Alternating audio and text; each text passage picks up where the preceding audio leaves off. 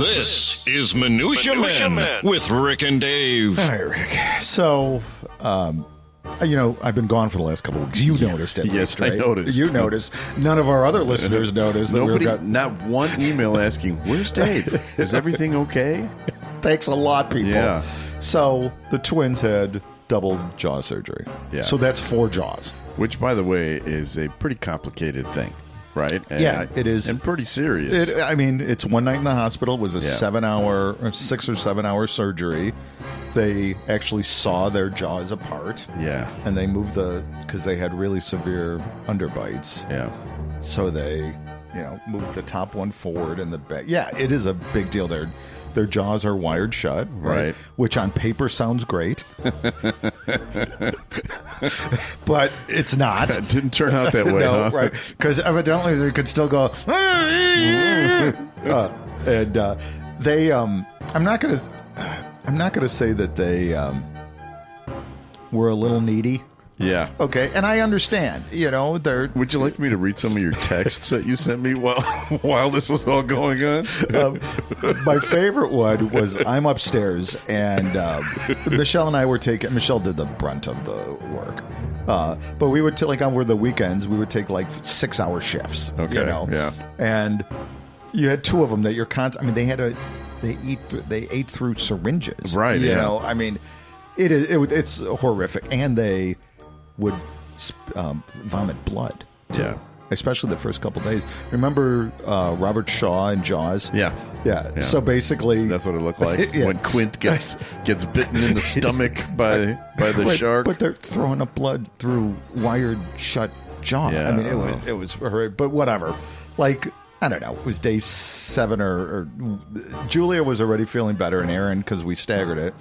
I get this blood curdling, clenched mouth scream from upstairs. I'm down. I'm upstairs. I'm and I run down, and I go to Erin, and she can't talk. So she's, I thought she was whatever, choking or something horrible. Yeah, and because she can't talk, so she was using her phone to the notes app. Yeah, right. And she typed, "My phone screen is smudged." And she wanted me to. Oh, wow. So I'm like, really? Oh, wow. And then there was, even through clenched jaw, I saw a little smirk. So they were playing daddy a little bit. And Julia, the first couple of days, they're drooling. Right? Yeah. So of course I started calling her Julia, which about day 7 started to get some laughs, right? See, that's the thing about being a dad. You just stick with that joke. Right. You just keep going at it. Eventually, you're going to get a laugh. Exactly. It's like Nate Bargatze took him 25 years to get big. Exactly. Right? So I'm just doing my shtick. Eventually, I'll be discovered. But so Julia was really, really needy in the first 2 days. Yeah. And they were drooling. So we were holding a rag underneath her, not a rag, a washcloth. Yeah. Because it gets, drooling. It's really uncomfortable, whatever. So I'm holding her, the towel underneath her bottom lip. Yeah. And then she's texting her friends. And then I'm realizing, your hands are working. You really? What? Here, hold the freaking towel. Exactly. That was she totally outed herself, and I'm like, forget this. Boy. But we're doing better, and so thank you for the immense amount of concern and all the cards. There's so many cards and letters, but it is time for another episode, finally, of Minutia Men. The following is a Tony Lasano podcast, an Opie production on the Radio Misfits Podcast Network. This is Minutia Men with Rick and Dave. But I am happy to be back. Yeah, good. When we're telling the joke over and over and over again to Julia, I had an incident this past weekend where I was at a party, and it was just guys hanging out.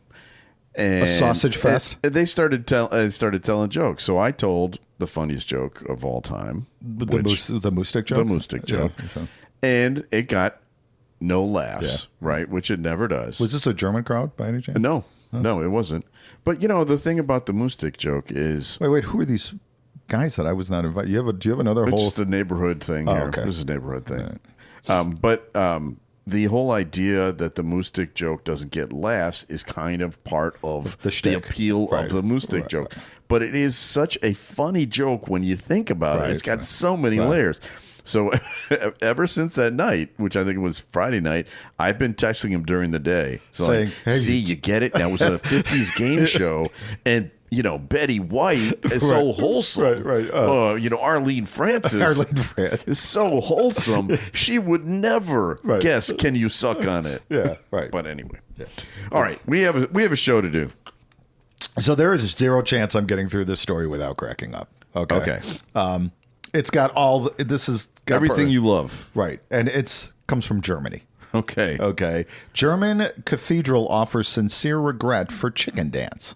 Okay. Oh. Now, I've been to many Kempfer events, weddings and beer things and whatever. You people love the chicken dance. Oh, we do. How many times do you think you've done the chicken dance in your life? I would say... Have you had sex more than times you've done the chicken dance? Yes. Okay. Yes, but it's in the same ballpark. Right. So they're like 6 or 7 games back with 40 to 35 to play. Yeah, exactly. Well, this is a different kind of chicken dance, and let me elaborate. A German cathedral chapter apologized this week for hosting a performance featuring semi-clad dancers waving plucked chickens wrapped in diapers. Okay. The chapter of Paderborn Cathedral in Paderborn Cathedral in North Rhine, Westphalia, has expressed sincere regret for a May 15th performance by the dance ensemble Body Talk, which offended religious feelings. That's odd. Germans are never offended by anything, are they? The chapter insisted it had been unaware of the specific content of the performance, which marked the opening of an exhibit called... I'm sorry. You sent me the video here. I'm just looking at the screen grab of the video. And I cannot wait to hear this song. So the chapter said, well, we didn't know what they were going to do, which is kind of bullshit because Germans are very detail-oriented, right? Very. So it's like, do what you want. We trust you. There's not a lot of trust. So during the performance, 2 shirtless men and a woman wearing a form-fitting sleeveless white top lifted ready-to-cook chickens out of a metal bowl in front of the... That's a teaser. Yeah. A metal bowl in front of the cathedral's altar. The altar was set with a cross and 6 candles, but the performance did not take place during a liturgy. So, it's not. That's the mass, right? I know, right? Because that would be crazy.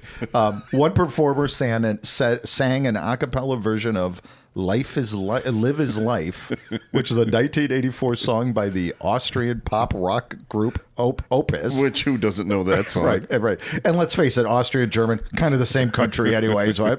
While cradling a chicken like a baby. Mm-hmm. The singer adapted the lyrics, replacing the words "Live is life" with "Fleisch ist Fleisch," which is what? Meat is meat? Meat is meat. Right. The 3 dancers then whirled the chickens around vigorously in circles in the sanctuary. Remember, this is in a church. Not just a church, a 13th century cathedral, and threw them up in the air before catching them while an instrumental version of Live is Life is being played. And again, as I mentioned, that's not even the weird part. The chickens were wearing diapers. So this is the Germans are something. They are something. There's no one else in the world that is like the Germans. Okay. So why don't you? There is a video on YouTube. Yes, we're going to play you. Obviously, you are not. And going. Do you know what it says on this video? No. It says Westfalen Side Story.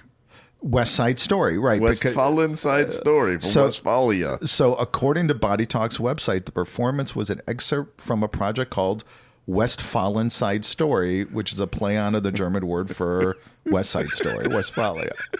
They're just like us. Yeah, just so many layers here. So, okay, I'm going to play it. Okay. You ready? Yeah. Here goes. Fleisch ist Fleisch, Westfalen sind wir. Na da da da da Fleisch, Westfalen wie wir. Now they're dancing, holding chickens on their heads. And he's holding it in the air. And now the dance begins. They're circling him while holding chickens in their hands. And then the chickens are wearing Diapers. Wow. They've got choreographed dance moves. This is just gold. This is not your Oma's chicken dance. Well, I think you get the idea. Holy crap. German President Frank-Walter Steinmeier was present at the performance. Wait, do you guys not have Führers anymore? You got presidents? No, we have those here now. Yeah, right.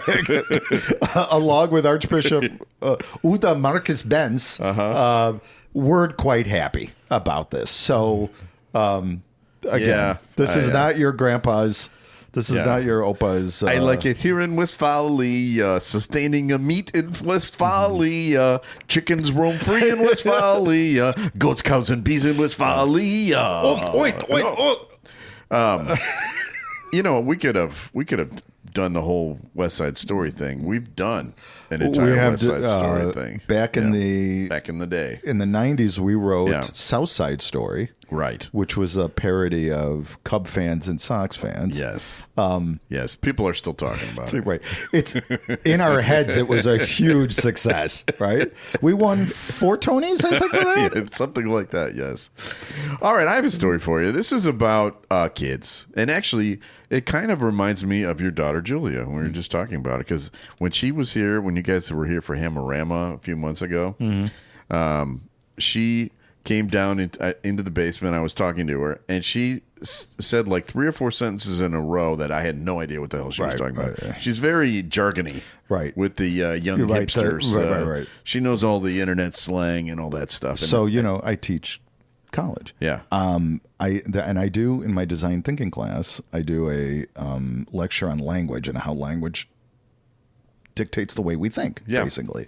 So next semester, or actually 2 semesters when I teach this class, I'm going to do an entire lecture with their jargon. Oh, well, you're going to love this story then. Because this is from the website Mashable. They have a list of some of the new internet terms that you and I don't know because we're not on TikTok or whatever. But if I was, I'd be doing a German chicken dance. Tell me, right. I wish people could have seen the video. You got to look up the video. Westfalen Side Story. Look it up because it really is something. It's impossible to describe. So, have you ever heard of aura farming? Well, aura as aura in, like AURA. Yeah. I don't know, something to do with spirituality or something. I don't know. It's used to elevate one's status and influence. It's like to radiate your good aura and to like own the room. Oh, like you're doing now to me. Yeah, like I always do. Right. Okay. Yeah. How about phantom tax? FANUM tax. Have you ever heard that one? Yes, I think I have. Isn't Phantom, and I think I know this because of my students, isn't he like a TikToker or somebody? Yes. Who steals other people's food or something? Yes. Okay. Yes. All right. Very good. Yeah. Wow. Yeah. Yeah, you're hipper than people say. How about clock it? You know what clock it means? Punch somebody? I don't know. It's a way of drawing attention to something noteworthy. Like it's a call to remember, invitation to keep something in mind for later. Like clock it, as a spoiler for a big twist. So for our listeners, clock it and watch the video of the German. Yes, Mager is another one here. Not MAGA. Mager, Mogger, as a term for someone who effortlessly makes others look like background characters simply by standing next to them because they are so good magnetic. Yeah.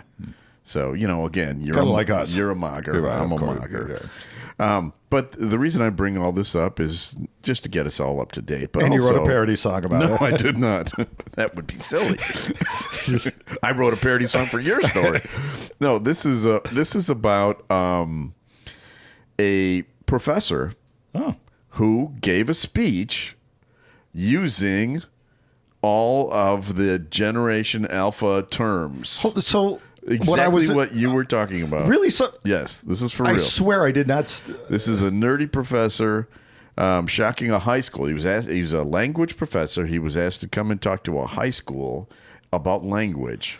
And I'll just give you about 30 seconds. So stole my shtick. I'm not going to do it now. Yeah, well, here we go.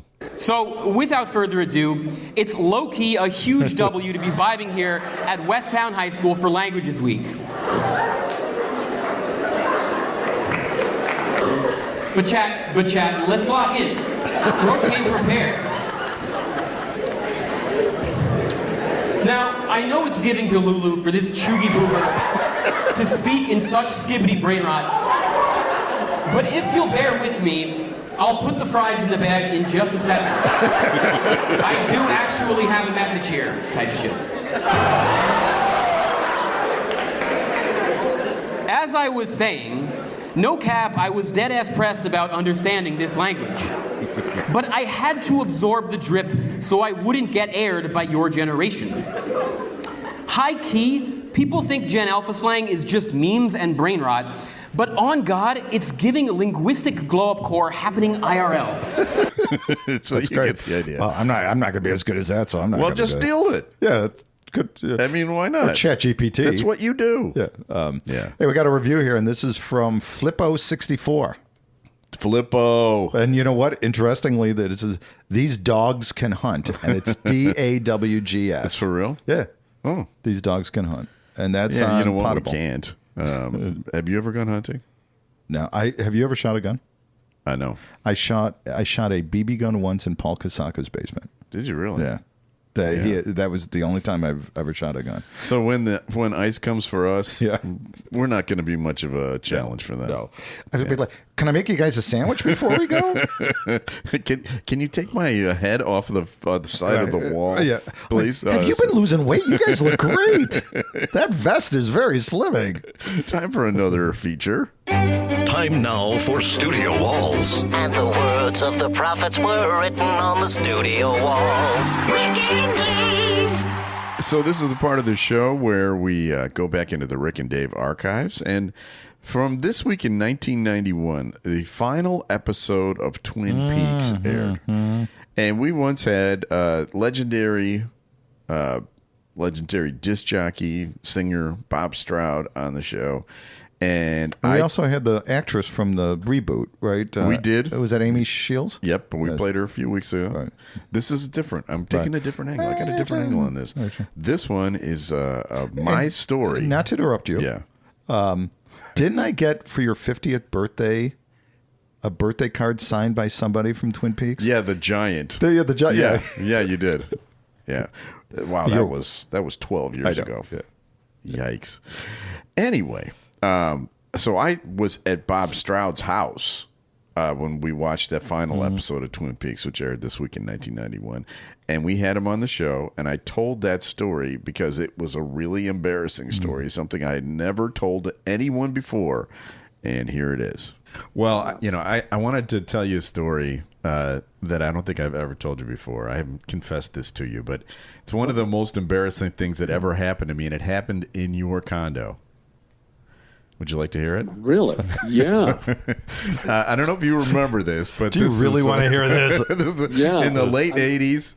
I've just broke out into cold. Yeah. Okay. You invited a bunch of us over there to watch the series finale of Twin Peaks. Do you remember that? Wow, I remember that, yeah. So during the first commercial break, I took the opportunity to use your restroom. And I don't know if it's still like this or if you still live in the same place, but the inside of your bathroom door did not have a doorknob.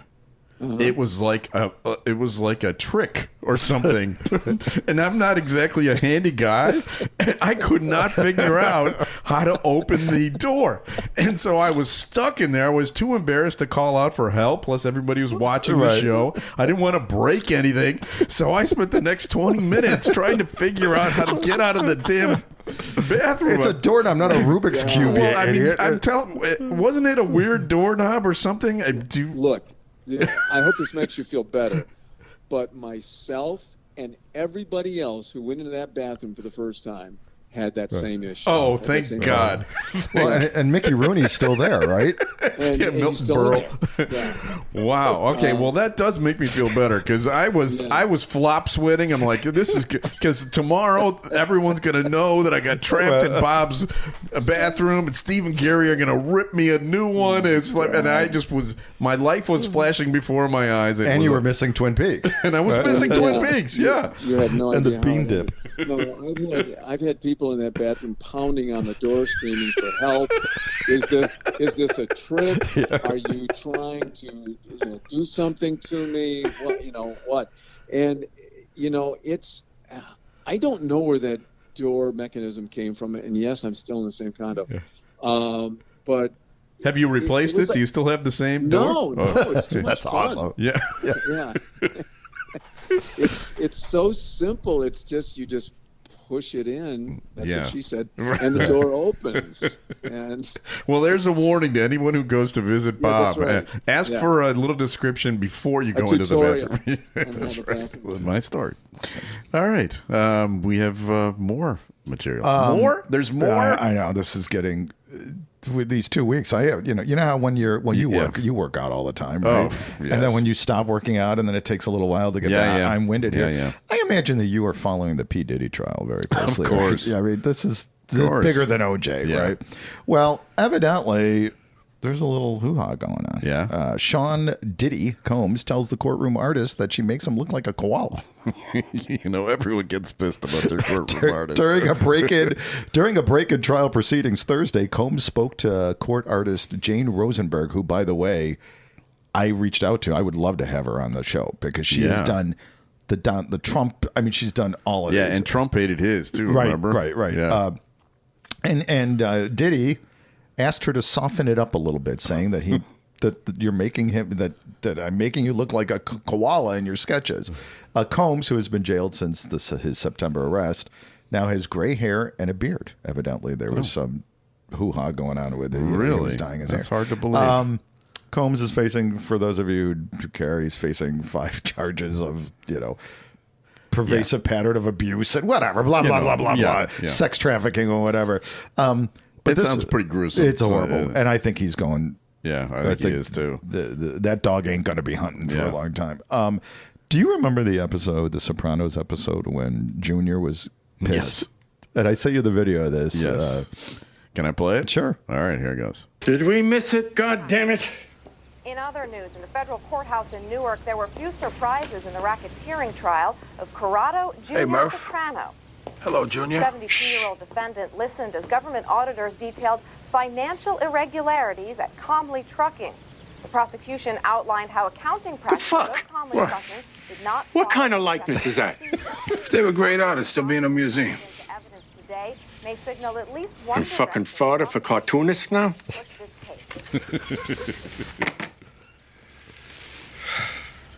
Jonick, supervisor of the U.S. Post Office. That's it. There. You know what I've always wondered? You know how there's a crime, and then the people are described the guy, right? I always wondered what people would describe me as, right? You don't want to. Well, obviously, bald would come up, but I'm wondering, he was in his mid-40s. Would they be saying that? No, they would not. Would they be saying an elderly man who was surprisingly spry for his 75, 80 years, right? I went to a funeral this weekend. Had a big weekend. Actually, I went to 2 funerals this weekend. Are they beginning to ramp? Are they ramping up now? Are you? I think I'm going to be going to one, pretty much once a week for the rest of my life. Did you do the eulogy on this one? No. No. 2 that I didn't do the eulogies. But you critiqued the eulogies. No, well... I can, but I won't. In your head, though, while it was happening. Actually, one of them was quite good. Okay. I'm not going to say which one. I'm not going to say. Okay, but the one that wasn't good? Yeah. Were you in their head going, oh, come on? I might have been. Right. I might have been. This is where you put the personal antidote. Yeah, I might have been. But anyway, the point is, I was talking to this guy afterwards. This, one of these really loud, boisterous guys. And, he was like, he looked like he was, mid-70s, and we were talking about stuff. He was, making references that we make, the kinds of stuff that we make. And so at one point I said to him, how old are you? Because, when you're at our age. Once you hit 6 clicks, it's like, whatever. You can ask whatever. Right. Because you're like, oh, that old guy, don't worry about it. Yeah. Right. He said 56. Oh. I was like, oh my God. Oh. Well, this brings up the question. Yeah. What age do you get to when you die, someone goes, meh?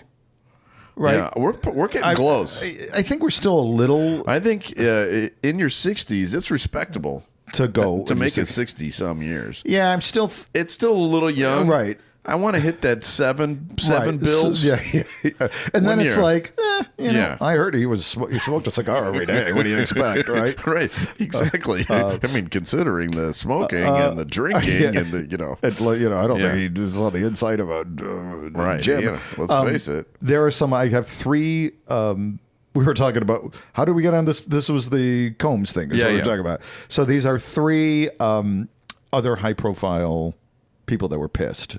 Oh, okay.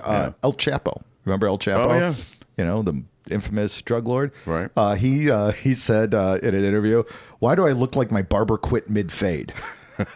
Michael Cohen, Michael Cohen, of course. Yeah, right? sure. The beacon of democracy, said, didn't like the sketch of him looking like an exhausted middle manager on his 9th Zoom call of the day. And he said, I'm a guy with secrets and backroom deals, not a substitute geometry teacher. Wow. And Harvey Weinstein, or Weinstein, is it Weinstein? I think it's Weinstein. He said, that's not me, that's Shrek with a sinus infection. Wow. So he's got some comedy chops there. So those are three that can be exercising those in jail. So you know what is my biggest fear, Dave? Stupid death or buried alive. Okay. You're right. I have two. Okay. Stupid death and buried alive. Which sometimes could be cohesive. Yeah, sometimes they work together. But in this case, we're going buried alive. Okay. Because I think, let me tell you how many times that we've talked about this on the show. I had this article sent to me by multiple people. And it's just a story about someone getting buried alive. So you got people giving you this, but no one says, how's Dave? No, not a single time. A woman declared dead by the coroner after her husband was found unresponsive in bed, was being placed in a coffin. Wait. The husband found her? Wait, is it after her husband found her unresponsive in bed, was being placed in a coffin when morticians made a startling discovery. Yeah. She was alive. The horrifying tale from the Czech Republic unfolded when an 88-year-old woman, 88, who was thought to be dead, showed signs of life. Now, the husband thought she was dead, called the emergency services to potentially help her. You know what? She had a cold. She's dead. Take her away. The paramedics arrived. They're like, she's dead. Yeah. They called the coroner. The coroner came there. Coroner said, she's dead. And then the undertakers were called in to move the body into a coffin. All right, this is the part. Right, this is into the coffin. This is the final countdown here. Yeah. Yes. An ambulance arrived shortly after, and the woman was transported to the hospital. So they put her in the coffin. At the apparently house? so. Yes, this is Czechoslovakia. That's efficient. It is. Right.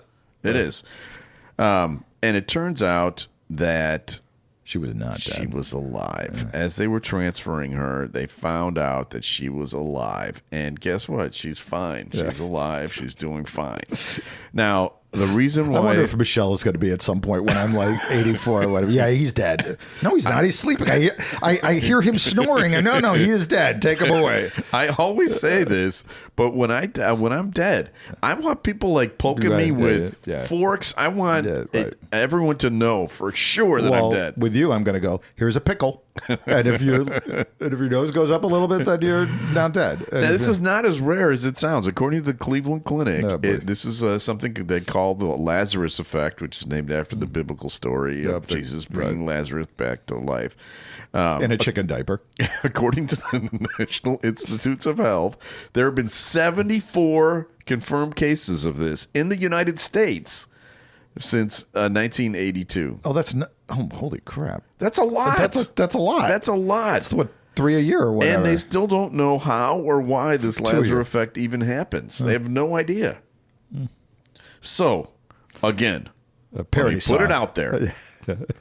If I'm dead. Yeah, okay. So, what?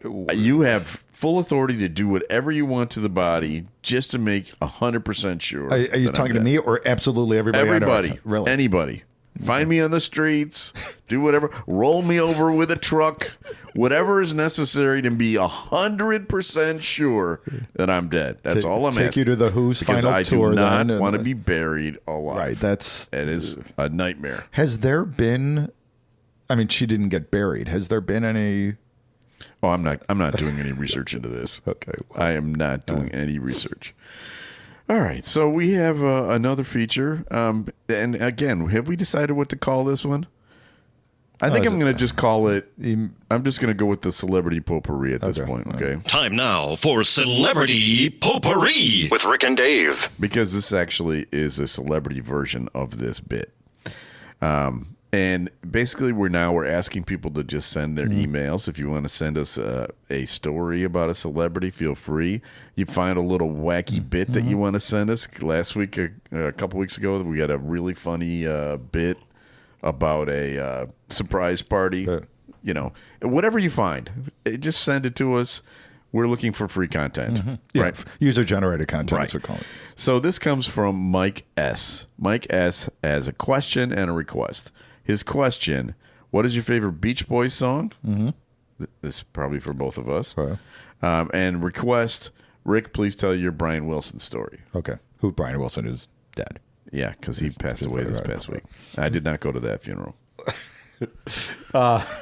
My favorite Beatles or Beach Boys song, I think God Only Knows, or Good Vibrations, probably. Yeah, okay. I'm with you. Same with mine. And Kokomo, of course. I kind of like In My Room, too. Yeah. That's Pet Sounds, isn't it? Or I don't think that one's on Pet Sounds, but yeah, Pet Sounds is good. Tommy and I listened to it on the way to the Cubs game the other day. Didn't Lennon say was it one of his favorite? Actually, it was Paul McCartney said God Only Knows is the best song ever recorded. So I think Lennon loved Pet Songs too. Yeah, he did. I think so. It inspired them to write Sgt. Pepper. So here's my Brian Wilson story. This goes back to 1988, and he was just making his comeback. Remember, he had some serious mental health issues. Was for 10 years or more was basically in bed, right? Yeah. And he still wasn't quite ready to be coming out in public. Did he have a stroke at some point or something? Yes, I think he did, yes. But not while I met him. He was still fine. Except for he had a Svengali with him, this guy named Dr. Eugene Landy, who would sit right by him every time any room he went into, he was there with him to make sure that Brian didn't encounter any sort of situation. Evil spirits or whatever? No, he was like a psychologist. Okay. But it was Rich Kaz, was it? It was weird. It was really weird. So I walked up to Brian because he was appearing on Stephen Gary's show, and I was the producer. Walked up to shake his hand, and he went, "Oh, really? Like, oh my God, this is gonna be something." Yeah.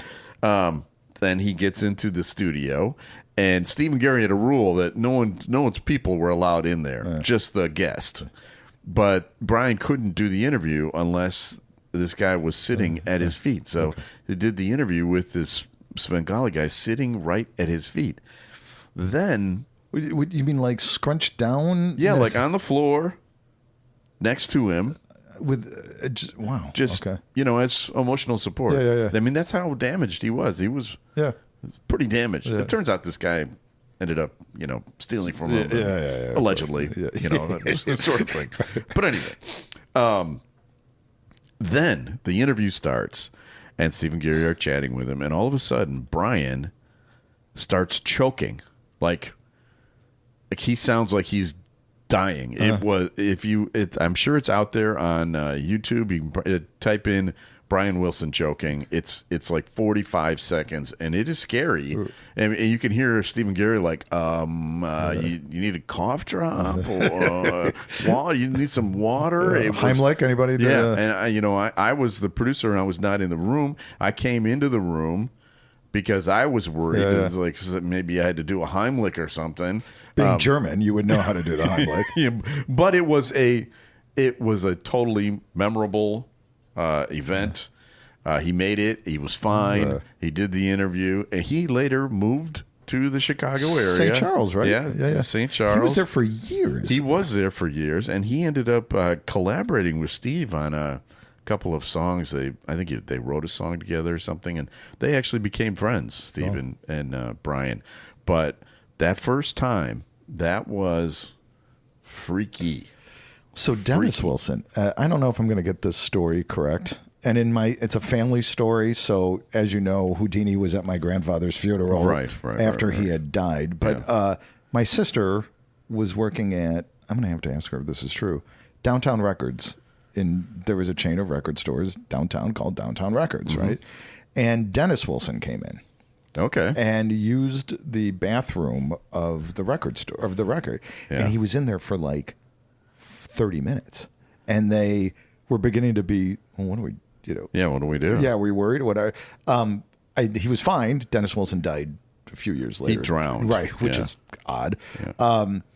But my sister tells a story that, he was, he was probably doing drugs or something. Allegedly, I don't know, or whatever. He was good pals with Charles Manson. Yeah. As was Mike Love and the Beach Boys. I mean, that family, that Wilson family, holy crap, were they screwed up. I mean, wow. So Julia, before jaw surgery, obviously, played Squeaky Fromm in Assassins. There's a musical called Assassins. Oh, really? And she played Squeaky Fromm. And there's a line in there about her having carnal relations with Charles Manson. Wow. So what a proud dad I was when I saw her spew that line. Well, Dave, we have another show. This isn't our only show. And we're going to have to record this other one in a few minutes here. Right. Who's going to be on the show? Well, Kelly Carlin.